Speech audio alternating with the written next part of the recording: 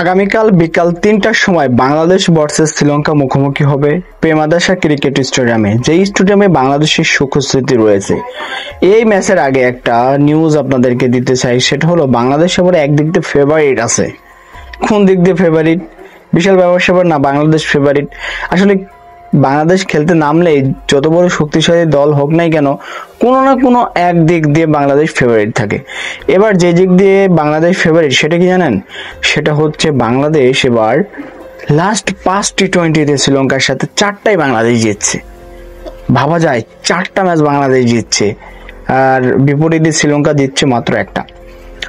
But আইসিসির কিন্তু একটা রেটিং দেওয়া থাকে, বা গুগলে আমরা যখন খেলা দেখি তখন কিন্তু আমাদের একটা পার্সেন্টেজ দেওয়া থাকে। সেক্ষেত্রে আবার শ্রীলঙ্কা 76% আগায়া, আর বাদ বাকি যেই কয় পার্সেন্ট আছে বাংলাদেশকে দিচ্ছে।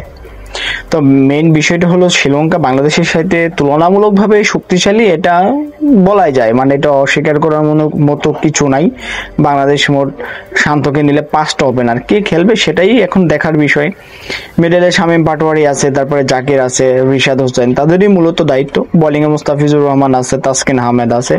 তানভীরকে না হয়েছে স্পিন বোলিং, তাকে নিবে কি না নেবে জানি না। হাসান মাহমুদের সাথে আছে। ওভারঅল বাংলাদেশ কালকের ম্যাচে কি পারফরমেন্স করবে সেটাই দেখার বিষয়। আমরা তো চাই বাংলাদেশ জিতুক। দর্শক, আপনারা কি মনে করেন এই যে স্কোয়াড, সেটা নিয়ে বাংলাদেশ কি জিততে পারবে? অবশ্যই কমেন্ট বক্সে লিখে জানাবেন।